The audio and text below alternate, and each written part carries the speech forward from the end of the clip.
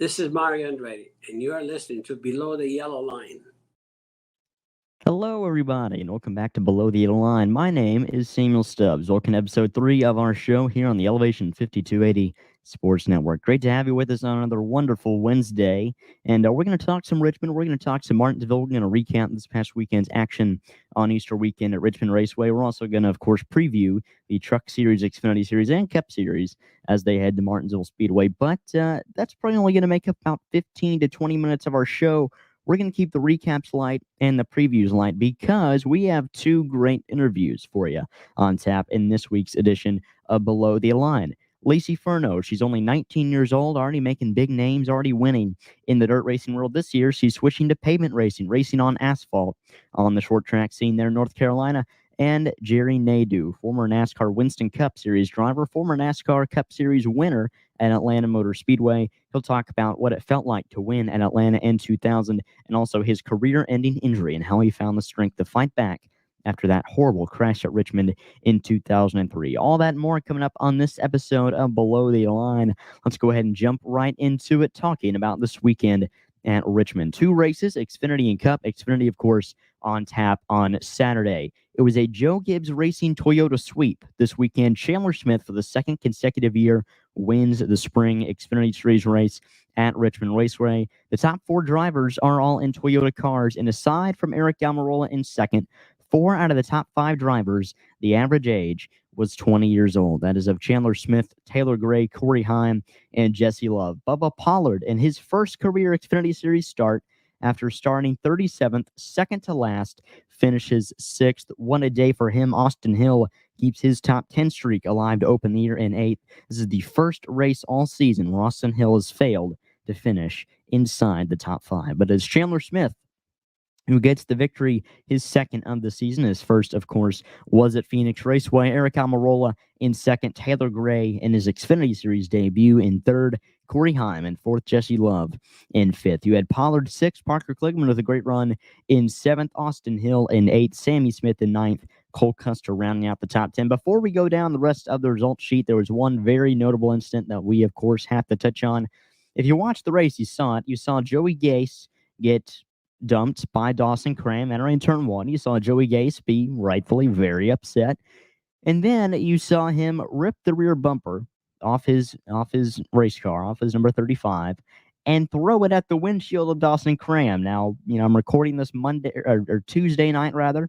I have not received word of any penalties incurred by Gase or Cram for that matter, but I think Gase would be more likely to incur a penalty here because he's the one who walked across the track. So he shouldn't have done it, safety violation. It's bad for his safety, bad for Cram's, but it was pretty funny, admittedly. It's great to see drivers, get angry like that, show some short track tempers. They say short track, short on tempers, and there was some short track flair there, and I'm sure we're going to get plenty more with 3 races this weekend at Martinsville. That was funny. That was probably the biggest story on the day, aside from obviously Chandler Smith taking the win. Justin Allgaier was 11th, Josh Williams 12th, Riley Herbst 13th, AJ Allmendinger 14th, SVG Shane Van Gisbergen 15th. Now, for his first short track race, 2 short track race in NASCAR, not a bad night in the Xfinity Series for him. Parker Retzlaff, who won the pole for this race, ends up 16th. Kyle Weatherman in 17th. How about the return of Matty D? Solid day in P18. He was as high as 13th or 14th there. This was also a Dash for Cash qualifier. So Chandler Smith, Eric Almirola, Jesse Love, Parker Kligerman, they have qualified for that Xfinity Series Dash for Cash event at the Martinsville Speedway. The highest finisher of those 4 will earn an extra $100,000 bonus. I'm sure they don't like to have that. Josh Bilicki finished in 19th, Leland Honeyman in 20th, Garrett Smithley in 21st. You had Logan Beard in 22nd, Kyle Sieg 23rd, Jeremy Clements 24th, Dawson Cram 25th, Jeb Burton 26th, Ryan Ellis 27th, Brennan Poole 28th, Anthony Alfredo in 29th. Sam Mayer qualified a solid 11th, was in the top 5, I believe in the top 2 at one point, and he ends up 30th because why wouldn't he with the way his season has gone? Just not a good start at all for Sam Mayer. Haley Deegan ends up 31st. Ryan Sieg ends up 32nd. Blaine Perkins, 33rd. Joey Gase, 34th. Sheldon Creed, 35th with a brake issue. Patrick Emmerlane, 36th. Bernie Jones had an engine issue, and he ends up 37th. And Ryan Vargas only ran 18 laps before his car caught fire. He ends up dead last in 38th. We're going to look at the points when we preview Martinsville. So let's move on to the NASCAR Cup Series race now. A race that started technically in the rain, a race that started on wet weather tires. It was great to see these guys on wet weather tires for the first time on an oval in a points race. We saw that at North Wilkesboro in the All-Star qualifiers, the heat races last year, but this was something a little bit different. Eastern night, the TV ratings came out today. They earned 3.310 million viewers. Not a bad mark. Denny Hamlin won this race, but it was really Martin Truex who dominated. He led 220 laps, was leading with 2 laps to go when Bubba Wallace got into the back of Kyle Larson, sent Kyle Larson around, and ultimately Larson ends up third, Bubba 13th because of a bad pit stop from Bubba's group. But Denny Hamlin steals the win on an overtime restart, which he most definitely jumped. And today, Elton Sawyer, NASCAR's VP of competition, doubled down and said, yeah, we knew Denny Hamlin jumped. We just decided to not make the call. If I was going more in depth with this show, I would, but I'm not going to because that just makes me angry as a racing fan, as a racing purist, as a media member. That really frustrates me to hear that from the brass of NASCAR. Yeah, we knew this guy jumped. We know he should have been penalized. It's not Denny Hamlin's fault. Don't say that. Don't cry about that. He's doing what he can to win the race. Yeah, he jumped. He's not going to give the trophy and the win back because of it. So, great win for Hamlin, his second of the year, another one at his home track. He's certainly one of, if not the favorite, heading into Martinsville this week. Another race at another home track of his, another short track race where he's looked really good this year. But heartbreak for Truex. The other dominant car on the night was Kyle Larson, who led 144 laps, had this race kind of slip away, though, from to Truex in the middle stages. Joey Logano didn't lead a lap, but ends up second, a much-needed second for a driver that has struggled a lot so far this season. Hamlin, Logano, Larson, Truex, Chase Elliott. That's your top 5. Bell, Byron, Keselowski, Buescher, Reddick, your top 10. Josh Berry led 2 laps early. He was flying on those wet weather tires. He ends up 11th. His SHR teammate Noah Gragson in 12th.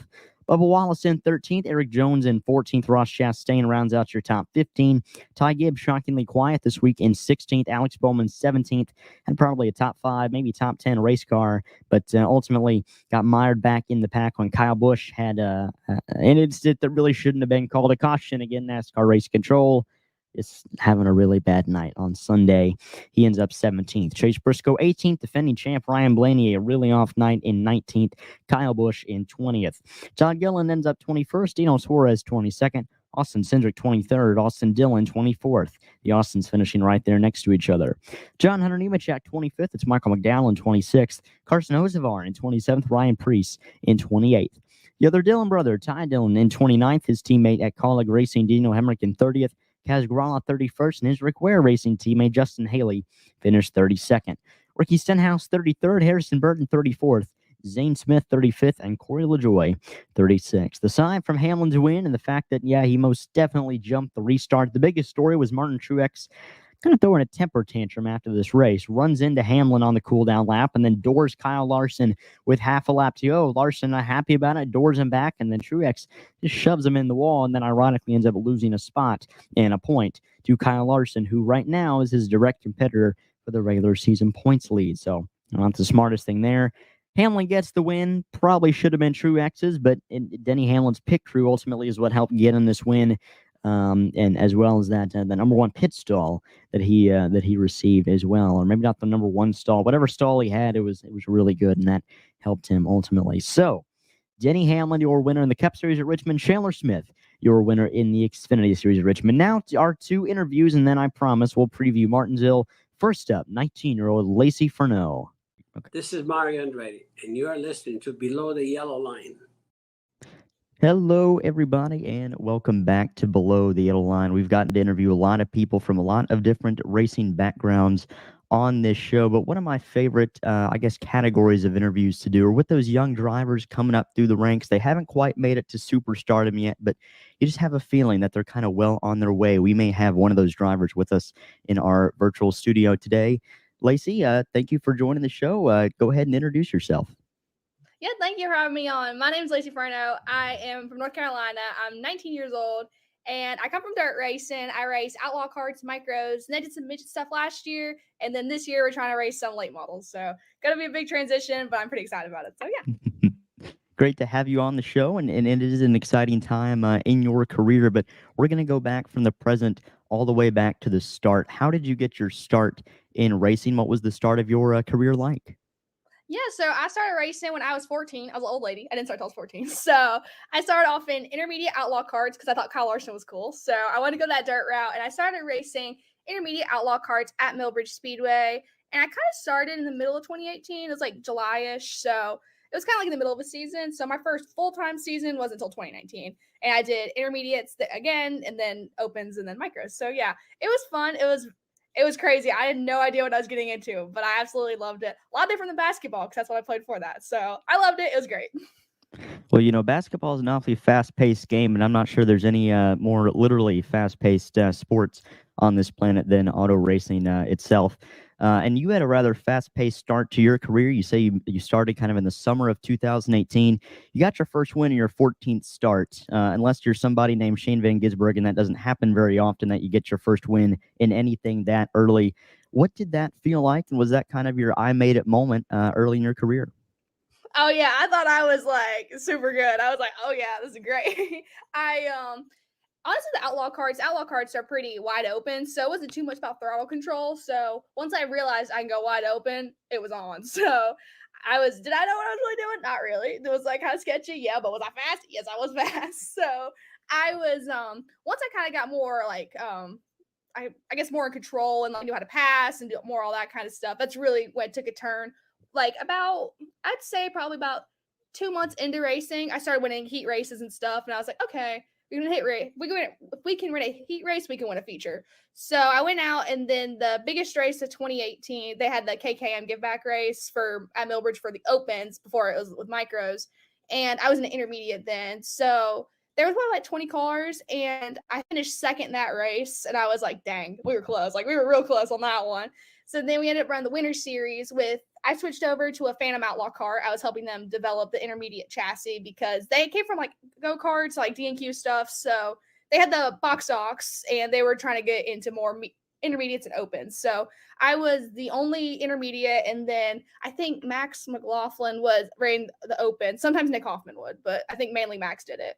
And I almost won the first race, but I jumped the start too many times, had to go back. So, and then the second race, I ended up winning. So it was great. I absolutely loved it, and I was excited for like 3 months. So. Understandable. And you say it felt sketchy. They always say loose is fast. So, if your car feels sketchy, but you're still able to control it, you're usually going to be pretty fast. And obviously you were. Your team now is a very special team. I'm not going to try to pronounce the name because I don't want to get it wrong, but it's a team with a goal, obviously, to be fast, win races, right? That's the goal of any race team. But their goal is also to have an all-women run organization by 2025, and that's next year. That's a pretty big goal. That's a pretty big deal. How involved were you with that, and how cool is it to be a part of a team that's not only trying to win races, but also trying to make steps that not a lot of race teams have?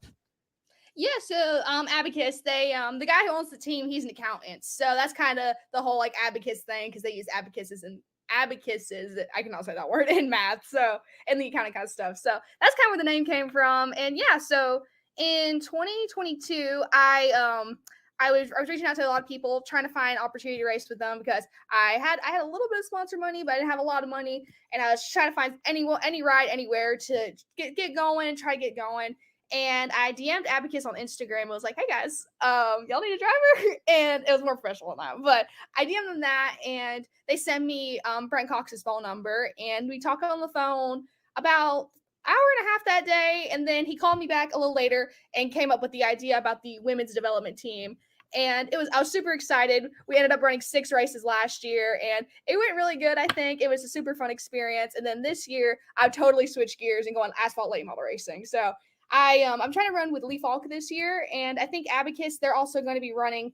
I think they're racing sprint cars full time this year and USAC Nationals, I think. So they got their own deal going, and I got my deal going. So I'm excited. I'm excited to see where they go with it, and I'm excited to see where I go. So. Both of y'all making strides, and you talked about you're going over to asphalt. How big of a transition do you think that's going to be going from dirt to asphalt? How long do you think it'll take you to acclimate? And what are your overall goals this year? Are you aiming small, or are you aiming for the big trophy here right off the bat? Yeah, so I think with me, the craziest thing to me is everything feels like slow. Like when I was driving, like they feel fast. Don't get me wrong. Like they're fast, but you're just like so like like that's the best way to explain it versus like boom. So I think with me, the biggest thing will just be getting used to having a spotter and how big the car is. Because I've never raced anything where you could put your arm out and still be in the car. So definitely the size of the car will probably take a little bit for me to get used to. But I felt pretty confident the few times I tested, just like I wasn't scared of it pretty much. So I think once I do it more consistently, hopefully I'll be able to pick it up pretty fast. And I think my biggest goal is to just realistically, my biggest goal is to just be competitive. I want to be competitive every single race. I don't want to be like a back runner or nothing. And I mean, like if I can win, that's great.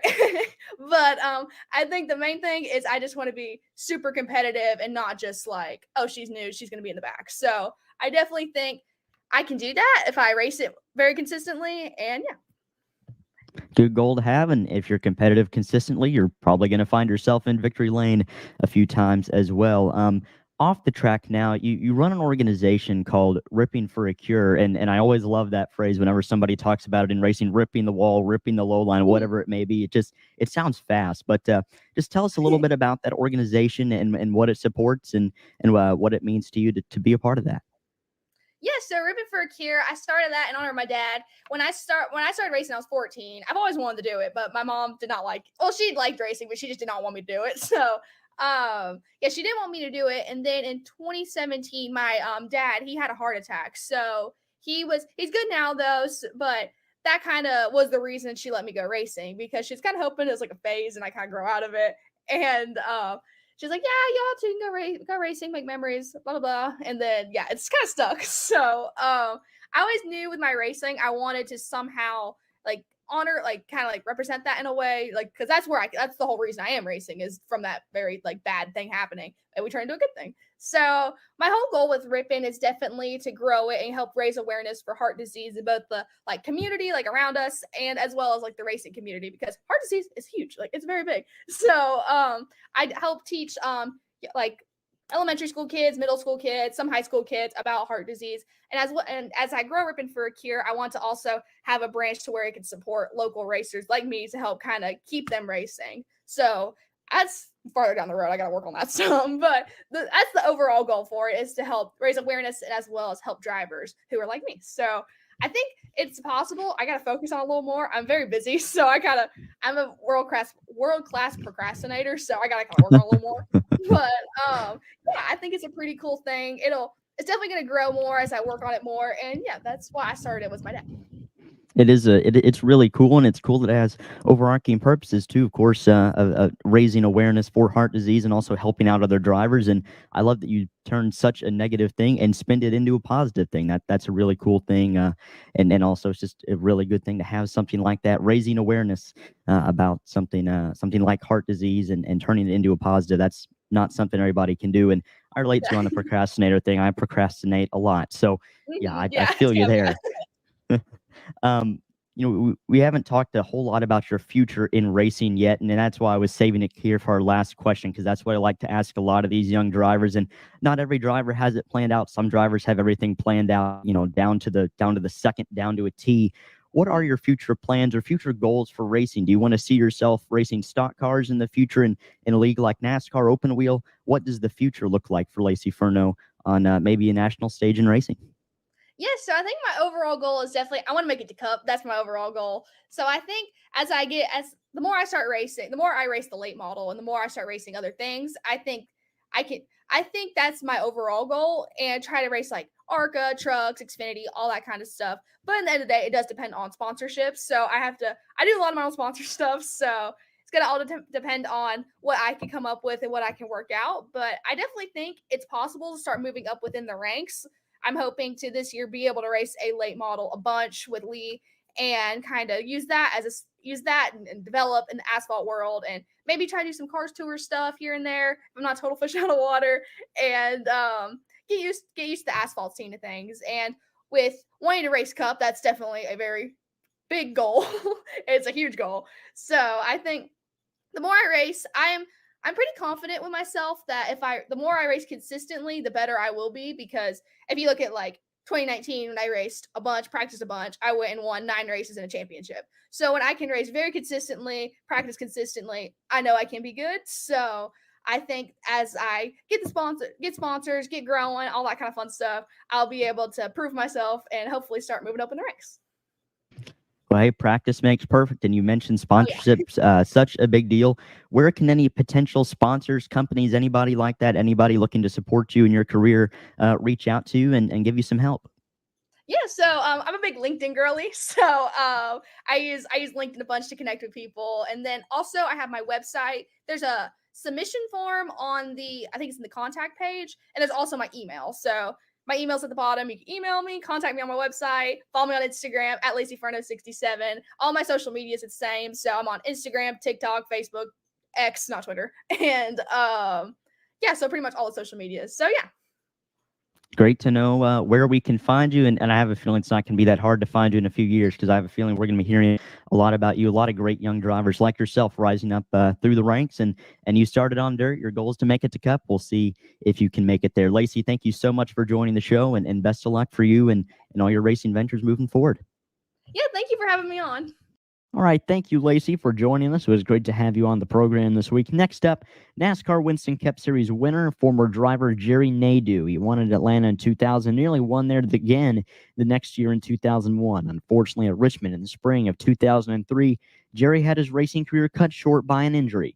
You're going to hear about how he battled back from that injury, all about the experiences of the highs and lows of being a NASCAR driver next in our interview with Jerry Nadeau. This is Mario Andretti, and you are listening to Below the Yellow Line. Hello, everybody, and welcome back to Below the Yellow Line, episode number 206 on tap this afternoon. And it is with great honor and pleasure I introduce to the show former NASCAR Cup Series driver, former NASCAR Cup Series winner, Jerry Nadeau, to the studio today. Sir, thank you so much for joining the program this afternoon. How are you doing? Oh, you're welcome. Doing well, doing well. Absolutely great to have you on the show. I mentioned there in a little intro, you drove in the Cup Series for a good amount of time. You won in the NASCAR Cup Series, but you had to have a start. You didn't just jump in a car and immediately start winning, right? Every single driver has a path, a start in this sport. What was your start? When did you know you were first interested in motorsports, and what was your path to the Winston Cup Series eventually like? Mainly my father. My father was a local racer at the Danbury Fairgrounds in Danbury, Connecticut. And so, yeah, I remember my mom carrying me in her arms at the racetrack, watching my dad race.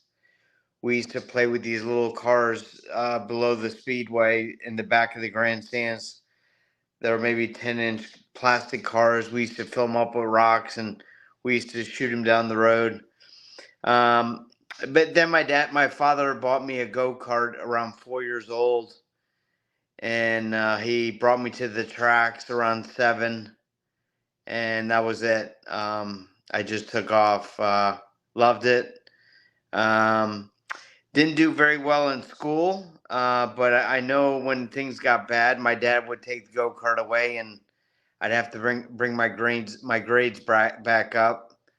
So yeah, racing has been a part of my life forever. It was kind of heading towards road racing, kind of Formula One Indy cars, but then it took a turn towards stock cars. So all in all, it was a good road until the accident. Yes, sir, it was. And one of those big stops along the way, probably your most notable stop, at least in the Cup Series anyway, was with Hendrick Motorsports. And this, of course, Hendrick's still a powerhouse in NASCAR today, but this is when they had Jeff Gordon fresh off his run with Ray Evernham. They had a 2-time champ in Terry Labonte. Jimmy Johnson was about to come in. What was it like? What was the culture like going to a place like Hendrick Motorsports? I know Mark Martin said when he went from Roush to Hendrick that it was like working for NASA all of a sudden. What was it like walking into that shop and seeing all these legendary drivers, seeing Rick Hendrick? What was working for Hendrick Motorsports, driving for them like? It was great. I probably wasn't ready as a young driver. I think even though I spent a couple years in Cup, I wish I was a little bit more prepared and I had the right people behind me. Love those guys. I remember taking them out to lunch, but all in all, it was a really cool deal. I just don't know if I was ready. Even though we won a race, we probably should have won 5 races. But I think, it just didn't happen. I was there for a couple of years, then I finally got let go, and the crew chief got let go. I got let go. I don't know if I fit in a situation like Hendrick. I think you really gotta. I came up the hard way. I didn't have the best of everything. Even though it was a great experience. At times I remember Jeff would come by and ask me, "What are you doing?" Because I was so much faster than him at certain tracks. And I think we just had a weird setup at times, and then we took advantage of it, but we just never got to the end. Except, Atlanta, the first year I was there, we were able to win. We should have won the following year too, but we ran out of fuel. And I remember leading a bunch of races at Charlotte Motor Speedway, even the 600. But yeah, I mean, it was a good situation. I love those guys, but I'm not sure if I was really capable. I think I would have rather took the money, the sponsorship, and went to a more smaller team and made something good out of it. But all in all, it was a good deal. Glad to get my first win with Rick. Well, speaking of that first win, take us through that, because a driver's first win in any racing series, but especially the Winston Cup Series, is always a very big deal. A lot has to go into it to win one race. Kind of take us through what you remember from that day, that race, and how nervous were you in those closing laps? You had a pretty decent lead, but still, I imagine those nerves had to be getting to you as you see those laps wind down, and eventually you see the white flag. Yeah, and it's happened a lot. Even during the year, there's so many races. Darlington, Rockingham, we had a great run, and I remember Chicago dominant, and a little 10-cent part took us out. So obviously we weren't thinking like we were gonna win it. I mean, we were like, "Oh God, something's gonna happen," and it never did. And I remember Rodney Combs, my spotter, was like, "Go, Cat, go! You got it, you got it." I'm like thinking, "Dude, shut up! Wait, don't say nothing," because it's happened so many times during the year, and we just didn't make it. But it was a good situation. It was meant to happen. We had a really good lead, dominant. We qualified outside pole. We led a lot of laps. We finally got the win. And the funny thing is, we won on Monday. So if it was on Sunday, I think we would have broke something. But we won on Monday. It was an odd day. Nobody was really watching the race, and we won it. So it was meant to happen. But yeah, it was a good deal. And unfortunately, we didn't make it happen at Hendricks, and we got let go and went to a new team with MB2 Motorsports.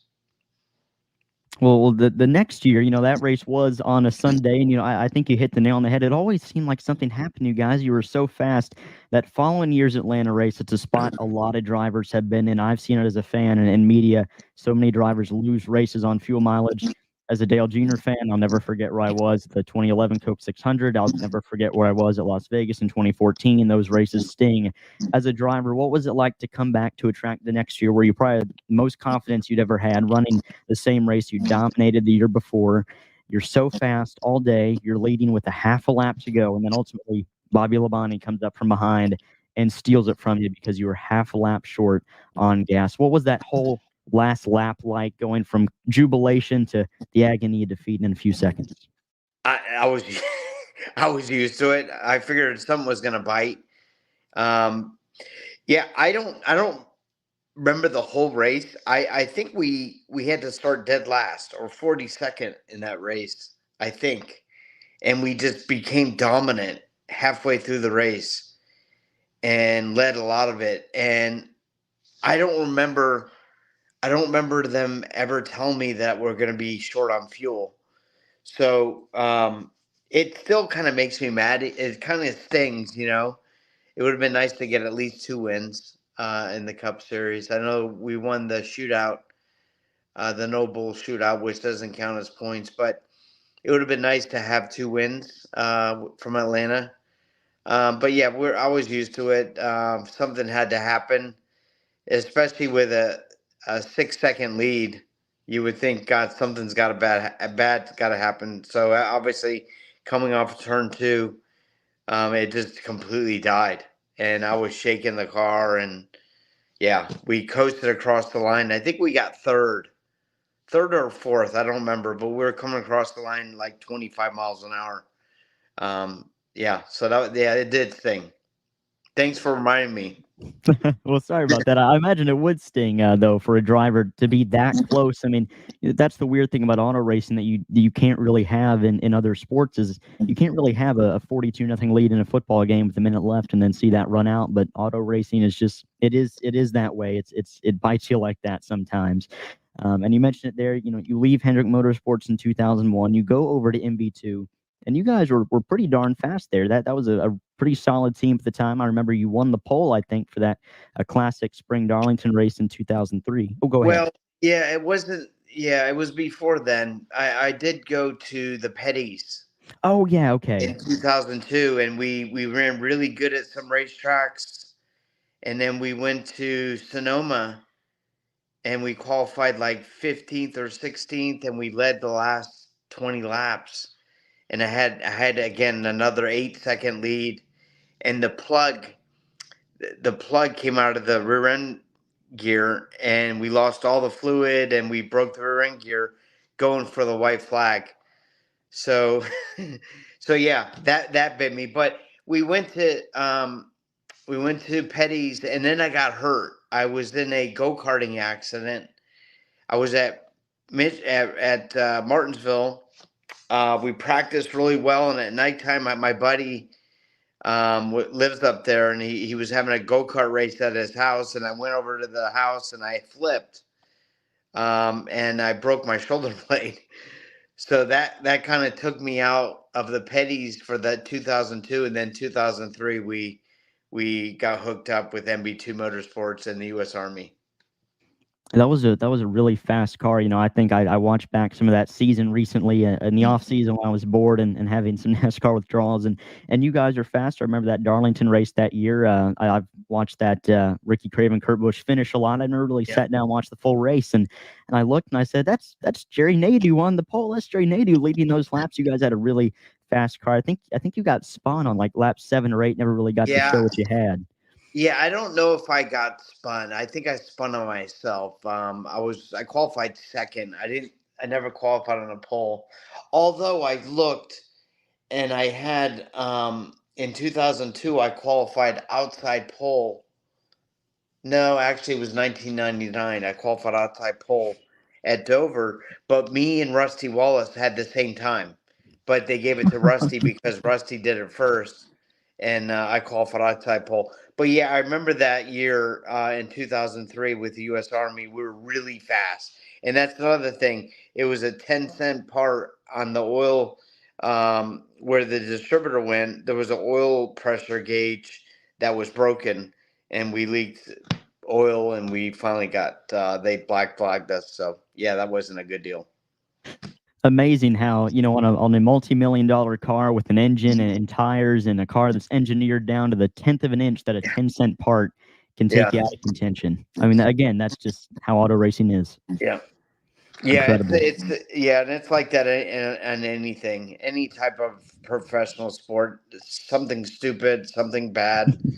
Nothing. I don't think maybe it was already cracked. Who knows? But yeah, there's a lot of mechanical things that can go wrong in stock car racing. Maybe not as much today, but back in the day, in the early 2000s, people are doing a lot of things to get more horsepower out of these cars. We're pushing, 900 horsepower. Now I think they're using 650 horsepower. So we lost 300 horsepower from 2000 to now. Things happen. They sure do. And you say we've lost 300 horsepower. And this is the question I kind of circle. Like, this is kind of the answer I want to know the most. As somebody that raced in Winston Cup and kind of had your best years in Winston Cup in the early 2000s, somebody that won then, when you watch a race on TV now, or maybe when you go to the track, what are the biggest differences? I mean, there's a lot of them. There's some similarities still, but as somebody, I've only been watching for about a decade. I've only been, covering the sport as media for maybe 2 or 3 years now. What are some of the biggest differences as a driver that you see in these cars, how these modern day drivers drive these cars whenever you watch a race now? How different is the sport from when you were driving to what you see on track now? I think the racing's good. I don't see anything wrong with it. I think it's, It's sad that you don't get nearly as many fans. I mean, we were at the high, I think 2003, 2004, 2005 was like the high of NASCAR. Um, I know the racing was good. You had a lot of really good drivers, a lot of big name drivers back then. We lost a lot of the big names. But God, I think the racing's just as good. You've got the Kyle Bushes, the Kyle Larsons, Denny Hamlins. It's just different people. Yeah, I think you lost, and um, Kenny Wallace said, I think it bothered people that you lost Dale Earnhardt, you lost, Jeff Gordon, Tony Stewart, and I think it hurt the fans. So they're like, screw it, I'm not watching it. Tony's not there, or Jeff's not there, or Dale Earnhardt's not there no more. But you got other people. I think the racers are just as good. So whether it'll ever get back to what it used to be back in 2000, 2003, 2007, it may never. That might have been the high of its ever. But, I think the racing is just as good. I think, it just needs to pick up pace as far as popularity. I'm into everything. I'm into the F1. I'm into Supercross. I love MotoGP. And occasionally I'll watch some MMA fighting. But Supercross to me is what I enjoy the most because that's really physical, mental, everything. It is, and I like that you mentioned you like all these motorsports. I don't think people think oh he's a former NASCAR driver. He probably only watches NASCAR, only watches this or that. But I like that you're a multifaceted race driver and a multifaceted race fan as well. My next question, it's a question I'm sure you get quite a lot, and we touched on it a little bit earlier. But 2003, you guys are really fast. We mentioned your really good qualifying run at Darlington. And then you go to the track we were just at in Richmond, Virginia, and your racing career and your life kind of changed there in a split second. In an instant that I'm sure we've seen all over the highlight reels and everywhere, unfortunately. But if you don't mind, Jerry, just kind of take us through that whole morning. Maybe those laps, because in practice there, you're probably not thinking that instant's going to happen. You're just running practice laps, giving feedback to your crew chief and your team, just kind of take us through that whole experience and that experience of going from the highest of highs, having a really fast race car, to all of a sudden, I don't know what my future in racing is going to be. This is the wonders of brain injury. And the wonders of brain injury is that it made me forget about everything that happened that day. All I'm going by is what people were saying. And I know that it was a great weekend. I know we qualified, I think, 9th or 10th. And I know that we were the fastest in practice. And I don't know what else. I'm only going by what people are saying. I think a lot of people were telling me that I wanted to park the car. And I think we still wanted to try out some shocks. And we came in and changed some shocks. And in the next minute, I guess I'm in the wall, and they flew me away. Yeah, I don't remember anything. I remember a little bit in the morning. I think I remember breakfast, but that's it. And I think what happens is God does wonders, and I think God makes you forget about those things. And yeah, so it happened. That's kind of how my whole life's been. I was kind of too much on the go. I wish I had somebody kind of pulling my reins a little bit. Like, Jerry, stop, relax. You don't need to go faster. So yeah, I was more and less trying to make an impression with the team. And I think I was really excited about the U.S. Army. And I was really excited about Ryan Pemberton, who, unfortunately, we lost Ryan a couple weeks ago, because of circumstances internal. So yeah, I missed Ryan a lot.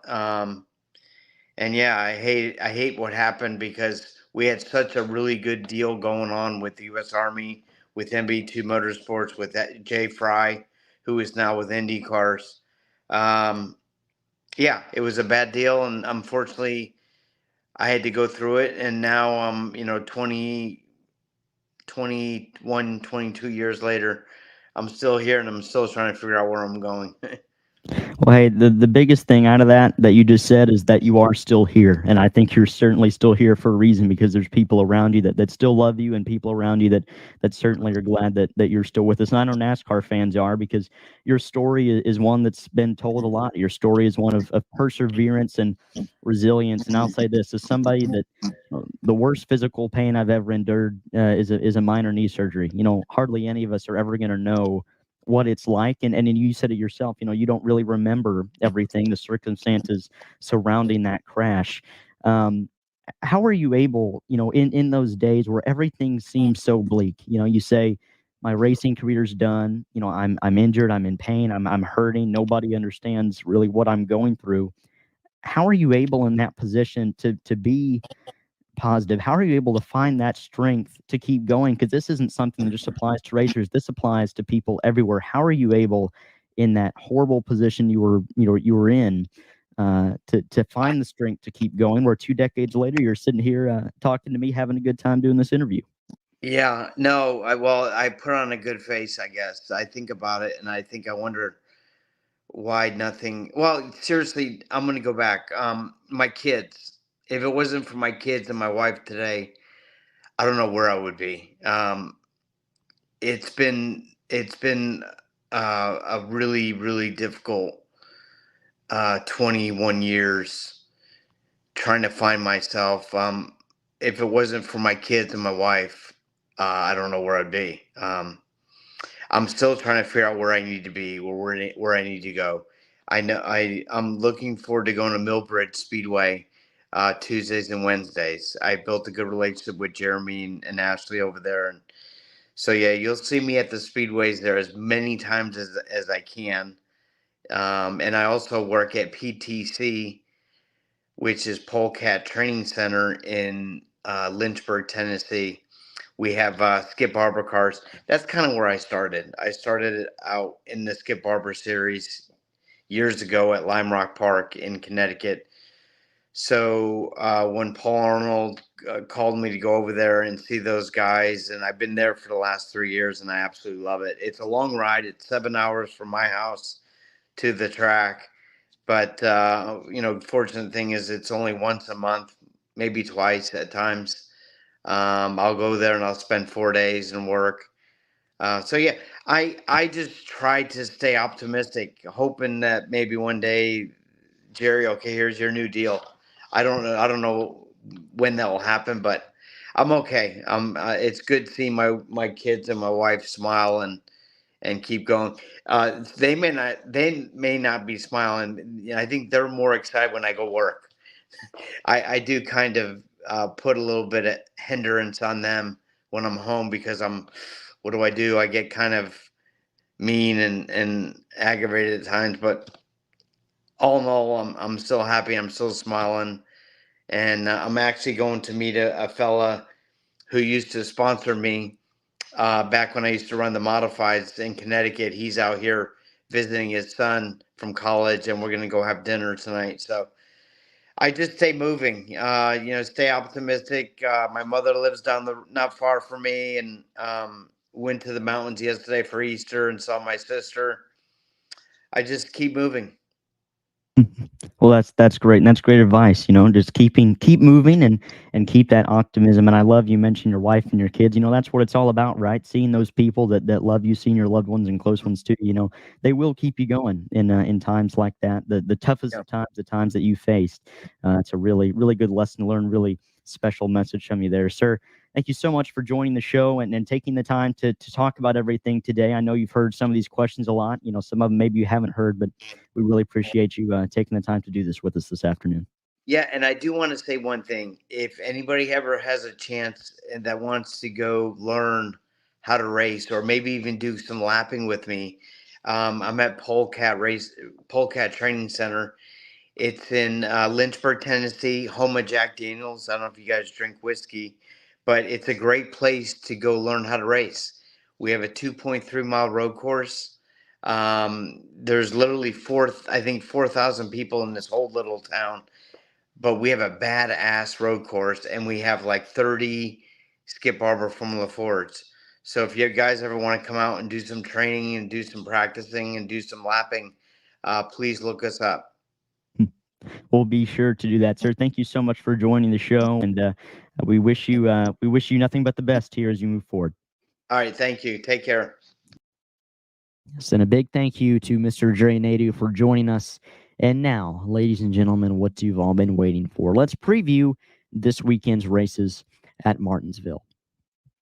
First, of course, we got to take a look at the weekend schedule, going by the Truck Series first. So, practice on Friday, all their on-track activity taking place Friday, 3:05 p.m. Eastern, Friday afternoon. We have practice on FS1.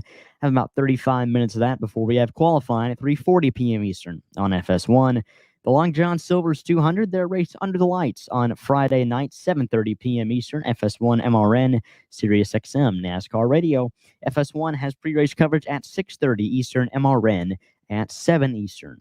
Now to look at the point standings for the NASCAR Craftsman Truck Series. Corey Heim, after their race at COTA, has the regular season points lead. They took the weekend off of Richmond. They've run 5 races so far this year. This will be their 6th.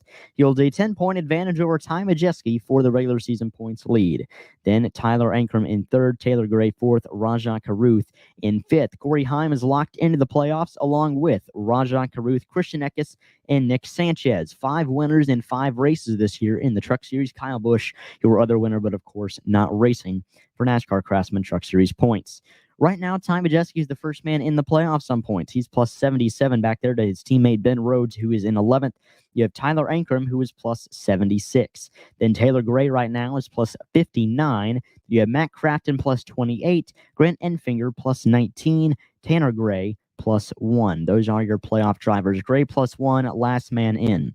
First man out, Ben Rhodes, the defending champ, minus 1. Then you have Brett Holmes, who is minus 18 to that playoff cut line. Stuart Friesen, 19 points back in 13th. Jake Garcia, 20 back in 14th. And then you have Daniel Dye, who's 22 back in 15th. Bailey Curry, Dean Thompson, Timmy Hill, Ty Dillon, and Chase Purdy round out your top 20 in points. Looking at the owner standings, the 7 truck is the main one that stands out. It is in 2nd place in the owner points. Manufacturer-wise, it is still Chevy on top with 4 wins, Toyota with 1, Ford with 0. Ford has not won a race in any NASCAR National Series thus far. Chevy leads Toyota by 19, Ford by 31, Ford 12 back of Toyota. When you look at the favorites for this race, the favorite for this race, the favorite to win, and the guy I think I'm ultimately going to pick, that's going to be Corey Heim, last year's winner. 2 weeks ago's winner at COTA. I just have a lot of confidence in this kid. He's good on the short tracks. He's good on the road courses. COTA, of course, the only road course on the schedule, but I think Sanchez, Eckes, who are good at Bristol, they'll be good at Martinsville. I don't know. I guess we can check the entry list, see if there's any big cup names entered in this race. Probably would have should have off the bat. But Corey Heim is my pick regardless. He's just really good. Won here a year ago. I know that race was in the rain shortened. But I still believe, I think, in Corey Heim to win at this race. It's Sammy Smith in the 7 truck for Spire, trying to get some on-track experience before Saturday's NASCAR Xfinity race. Stephen Malozzi is back in the 22 truck. You also have, looking at back through here, Caden Honeycutt in the 45. The 66 is TBA. But you will have Cam Waters, I believe, in that truck for ThorSport making his debut. We saw SVG come over here from the Australian Supercars last year, and guess who also drives in the Australian Supercar Series? That's right, Cam Waters. Corey Heim, my pick for the Truck Series. Let's move on to the NASCAR Xfinity Series now at Martinsville Speedway. Half of their track activity on Friday. Their race, of course, is Saturday. So Friday, April 5th, practice at 5:05 p.m. Eastern on FS1. Full afternoon of practice and qualifying on FS1. Qualifying at 5:40 p.m. Eastern on FS1. So again, about 35 minutes of practice. The Dude Wipes 250, the NASCAR Xfinity Series race, Saturday, April the 6th at 7:30 p.m. Eastern. That race will air on FS1, MRN, and Sirius XM NASCAR Radio. Pre-race coverage starts at 7 p.m. Eastern on MRN and 6:30 p.m. Eastern on FS1. Looking at the entry list for this race, actually, if I can get this pulled up, and here we go. Defending winner of this race, I'm trying to remember who it is. John Hunter Nemechek. We'll see if he's in the car this weekend in the 20. Is he? He is not. Taylor Gray back in the 19. Eric Almirola in the 20. Looking through here, Logan Bearden's going to be in that 15 again. Myatt Snyder back in Xfinity in the 07 car for SS Greenlight. Looking back through the field here, you're going to have Akinori Ogata, Matt DiBenedetto back in the field for these next 4 races. Joey Gase in the 53. Ryan Vargas makes his return in the 74. Carson Quapple in the 88. That'll be one to watch. The 92 car currently TBA, and we'll also get a chance to see how SVG does here in his second official short track event. My pick to win this race is going to be Justin Allgaier. This is a pick I went back and forth on. Austin Hill, I think, is going to be in the mix. This is a big race for AJ Allmendinger. How good can he be on these short ovals? That's somewhere where he really needs to improve. I think Allgaier's the pick, though. JRM usually good here. Brendan Jones could be like an upset, a sleeper pick, because he short tracks last year, the Richmond, Martinsville, Bristols. That was his only respite from what was otherwise a horrendous opening year at JRM. He's proven to be a lot better so far this year, which is a welcome sign for them. But give me Justin Allgaier, give me his teammate to get the win. Last order of business here before I sign off and see you guys next week. Of course, the NASCAR Cup Series race at Richmond Raceway, the Cookout 400 on April 7th. Practice and qualifying on Saturday, April 6th, but you'll have to go to FS2 to see it. Practice at 4:35 p.m. Eastern on FS2 MRN, Sirius XM NASCAR Radio. Qualifying 5:20 p.m. Eastern, FS2 MRN, Sirius XM NASCAR Radio. The race itself, the Cookout 400 on FS1 MRN, Sirius XM NASCAR Radio at 3 p.m. Eastern on Sunday. It's frustrating. We got to go to FS2 for practice and qualifying, but it is what it is. MRN and FS1 start their pre-race coverage at 2 p.m. Eastern on Sunday. I just realized we did not go over the Xfinity Series standings. So let's do that real quick. My apologies. Chandler Smith and Austin Hill, the two guys locked into the playoffs, and they lead the regular season points. Smith by 10 over Hill. Cole Custer is the first man in the playoffs. He is currently plus, 84 over SVG? Yeah, plus 84. And then you have, is this right? These are right. Yes, these are right. Then you have Jesse Love, who is plus, that's 68.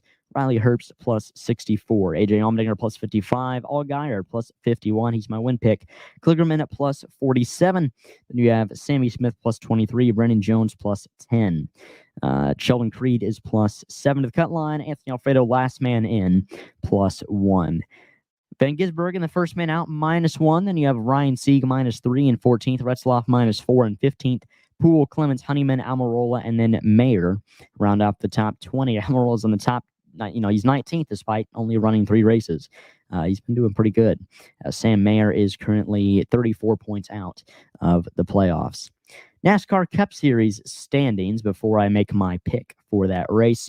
Martin Truex leads Kyle Larson by 14 in the regular season. Now Larson, Hamlin, Bell, Byron are your guys locked into the NASCAR Cup Series playoffs, along with Daniel Suarez. 5 winners through 7 races. Hamlin and Blaney are your repeat winners. So Truex right now to the playoff cut line is what? He is plus 114, feeling good.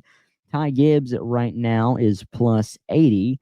Then you have Ryan Blaney. He is plus 77. Christopher Bell plus, Bell's locked in, sorry. He's won this year also. Elliott is plus 63. 53, that's right. Chastain plus 51. Tyler Reddick plus 43. Alex Bowman plus 37. Buescher plus 29. Busch plus 11. Bubba Wallace plus 9. Suarez and Keselowski both plus 7. Keselowski the last man in. Nemechek first man out -7. Then you have Briscoe 18th -13. Logano 19th -14 -14. Austin Cindric 20th -30. Then McDowell, Jones, Berry, Hocevar, Stenhouse, your top 25. Gillen, LaJoy, Dillon, Hemrick, Gregson, your top 30. Priest, Haley, Gralla, Burton, Zane Smith, your top 35. Owner points wise and Cup, that doesn't really matter. Manufacturer wise, Chevy leads Toyota by 2, Ford by 28, Ford 26 back Toyota. Ford not won a race in any NASCAR series. Chevy 4 wins, Toyota 3. Missed Xfinity manufacturer standings. Let's go over those real quick. Sorry, I'm a little tired of missing stuff tonight.